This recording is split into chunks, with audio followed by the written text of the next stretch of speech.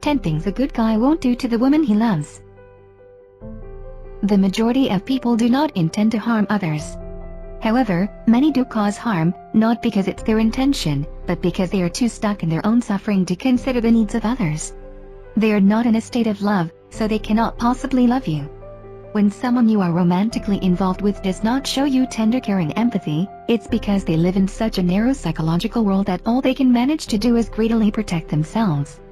This means taking as if there were famine, and not sharing because to do so threatens their continued existence, or so they believe. They do not love themselves, for when you love yourself, you inherently love others and life itself. Those who love themselves know that all of humanity is connected.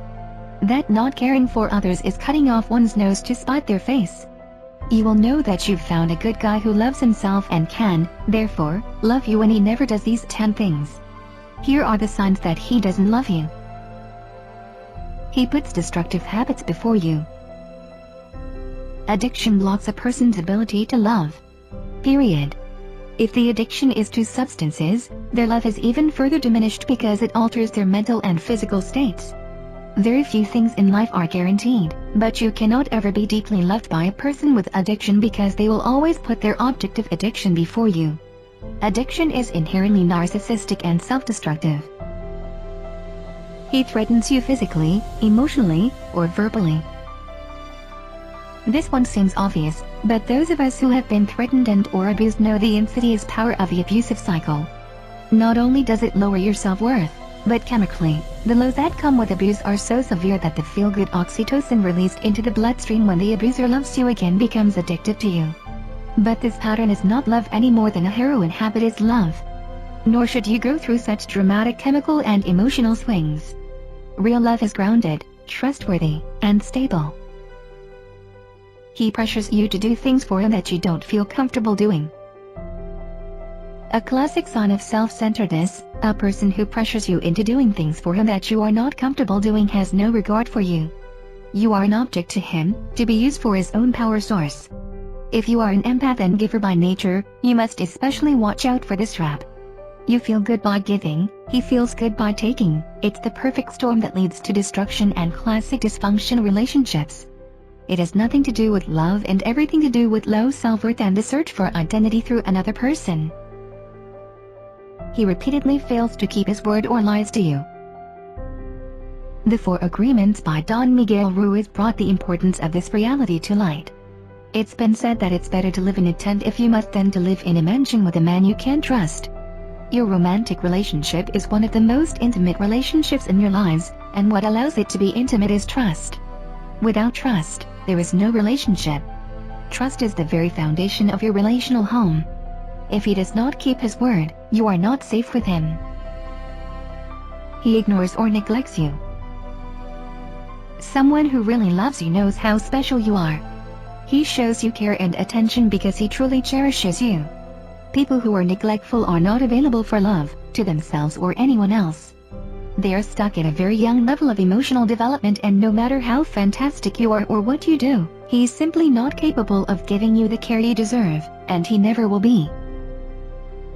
He speaks in a manner that is rude, crude, or disrespectful. You need for the person you're with to be a real mensch, Yiddish for a person of integrity and honor. Someone who speaks rudely in general and especially in your presence does not honor you, themselves, or anyone else. We teach people how to treat us. Putting up with disrespectful talk tells them their words are acceptable. Even something as common as a man using the word girl to describe a grown woman is patronizing, demeaning, and sexually twisted. We don't call grown men boys because it would insult their maturity and masculinity. When you have an unpleasant bodily reaction to the word someone uses, there is usually a very good reason for it. It's because they are unloving. Shows or acts on an interest in pursuing other women. It's healthy, normal, and natural to feel attracted to other people whether or not you are in a relationship. To act on this attraction is something different altogether. Commitment is a sign of love and devotion. If someone is not committed to you, they do not really love you. If you have a sick child, you are required to take time off of work and self-interest in order to care for that child. Abandoning your parental duties because other things are more appealing to you would mean that you don't truly love your child. The same is true in romance. Acts like your needs are a burden or inconvenience in his life. One of the most self-oppressive things you can do in relationships is to pretend that you don't have any needs. We all have a need to be loved, appreciated, and cared for on emotional and physical levels. If you suffered neglect or abuse as a child, you likely subconsciously believe that you are a burden, but it's not true. You deserve a mate who is capable of treating you like a precious gem worthy of the best. He criticizes, disparages, or belittles you. Generally speaking, criticism beats a spirit down. Most people criticize themselves enough. The last person we need to hear more negative feedback from is our partner. There is a difference between a person who offers helpful suggestions and one who criticizes. The latter causes you to feel bad about yourself. Don't tolerate it. Not for 1 second. He makes the focus about him, constantly demanding your time, energy, and attention. A healthy, loving partner appreciates your love but does not demand it for his own ego gratification. Anything that's imbalanced, including relationships, is subject to disease. Relationships are a two-way street about each person sharing with each other. You'll have an intuitive sense when someone is sucking your energy. Pay attention to that inner knowing because it will only get worse.